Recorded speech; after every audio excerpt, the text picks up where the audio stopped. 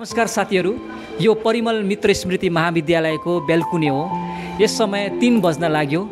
विद्यार्थीहरूको सङ्ख्या लगभग पातलो छ, तर पनि केही विद्यार्थीहरू आफ्नो आफ्नो काम गर्दै अथवा एक धुनमा बेलकुनीमा बसेको मैले देखिरहेको छु।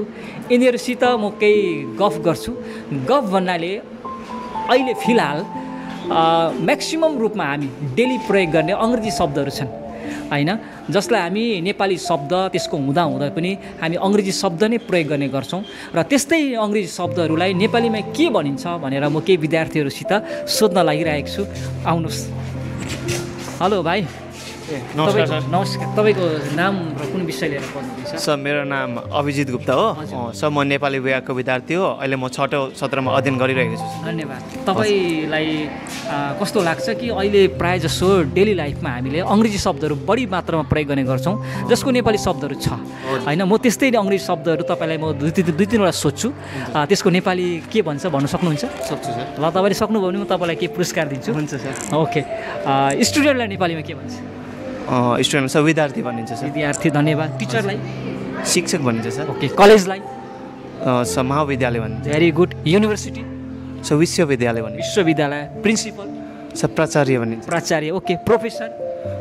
प्राध्यापक भनिन्छ सर। प्राध्यापक। धन्यवाद। धेरै लामो भन्नुभयो तपाईँले। ल, तपाईँलाई मेरो यो सानो सम्झना छ। ल, धन्यवाद। आउनुहोस्, अझै हामी अरू विद्यार्थीहरूसित पनि बात मारौँ।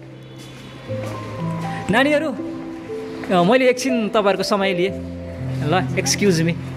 ल, तपाईँहरू कुन विषय लिएर पढ्नुहुँदैछ र नाम के हो बताइदिनु? सर मेरो नाम नेहा राई हो। म नेपाली विषय लिइकन पढिरहेछु। तपाईँको? मेरो नाम प्राणिसा विश्व हो। कहाँबाट आउनुहुन्छ? म चिलाउने टी गार्डनबाट। तपाईँ? म जुरन्ती टी गार्डन। Very good. हेर्नुहोस् न, अहिले हामी डेली लाइफमा प्रायः जसो अङ्ग्रेजी शब्दहरू बढी मात्रामा प्रयोग गर्ने गर्छौँ जसको नेपाली शब्दहरू छन् हैन? अनि त्यस्तै अङ्ग्रेजी शब्दहरू म तपाईँलाई 2-3वटा सोध्छु, त्यसको नेपालीमा के भन्छ भन्नुहुन्छ? म सानो गेम खेलेँ। हुन्छ? सरप्राइज ल। यो कलेज पढ्नुहुँदैछ। लाइब्रेरीलाई नेपालीलाई के भन्छ? पुस्तकालय। Very good. अनि हेडमास्टर? प्राचार्य। प्रधान। हजुर? प्रधान अध्यापक। प्रधान अध्यापक।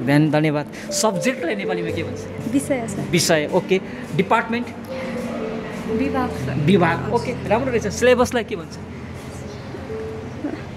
सिलेबस भन्नुहुन्छ? सर सिलेबस पाठ्यक्रम भन्दा हुन्छ? Okay, thank you. ग्राउन्ड, यो जुन देखिरहनु भएको छ तल, ग्राउन्डलाई के भन्छ? सर मैदान। मैदान। ठिक छ।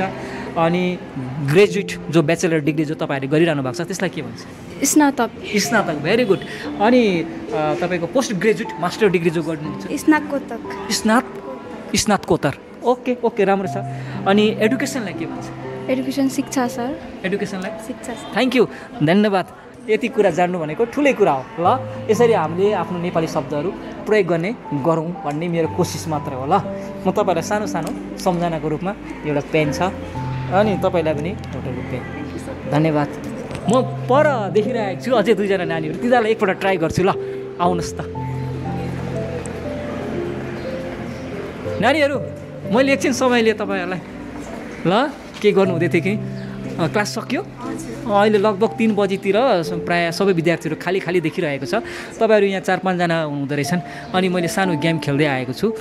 विशेष के भन्नाले हामीले डेली लाइफमा अङ्ग्रेजी शब्दहरू बढी प्रयोग गर्ने गर्छौँ। त्यही अङ्ग्रेजी शब्दहरूलाई नेपालीमा पनि त्यसको नेपालीमा पनि भनिन्छ हैन? अङ्ग्रेजी शब्दको नेपालीमा पनि अर्थ छ, तर नेपालीमा अर्थ हुँदै पनि हामीले अङ्ग्रेजी शब्द प्रयोग गर्ने गर्छौँ। त्यस्तै अङ्ग्रेजी शब्दहरू सोध्छु अनि त्यसलाई नेपालीमा के भन्छ तपाईँले भन्नुहोस्। ल, हुन्छ? स्टुडेन्टलाई के भन्छ? विद्यार्थी। Very good. टिचरलाई? शिक्षक। शिक्षक। ओके। युनिभर्सिटीलाई? महाविद्यालय। महाविद्यालय। प्रिन्सिपललाई? प्राचार्य। प्राचार्य। ओके। प्रोफेसरलाई? प्राध्यापक। प्राध्यापक। ओके। लाइब्रेरी? पुस्तकालय। पुस्तकालय। ओके। हेडमास्टर? प्रधान अध्यापक। प्रधान अध्यापक। अरे, सब्जेक्ट? विषय। विषय। अरे अरे, राम्रो रहेछ। डिपार्टमेन्टलाई के भन्छ? विभाग। विभाग। तपाईँहरू कुन डिपार्टमेन्टमा पढ्नुहुन्छ? नेपाली। नेपाली विभाग। धन्यवाद। यति कुरा जान्नु भनेको थुप्रेको हो। तपाईँले जति सक्दो आफ्नै नेपाली शब्दहरू प्रयोग गर्नुहोस्। ल, जुन ठाउँमा प्रयोग गर्नुपर्छ त्यसमा कोसिस गर्नुहोस् नेपाली शब्द नै प्रयोग गर्ने। ल, थ्याङ्क यू सो मच। तपाईँले समय दिनुभयो। तपाईँहरूलाई म यो सानो सानो मेरो सम्झनाको रूपमा एउटा यो पेन्सिल पेन छ। ल, म ल फेरि भेटौँ। थ्याङ्क यू नानी। ल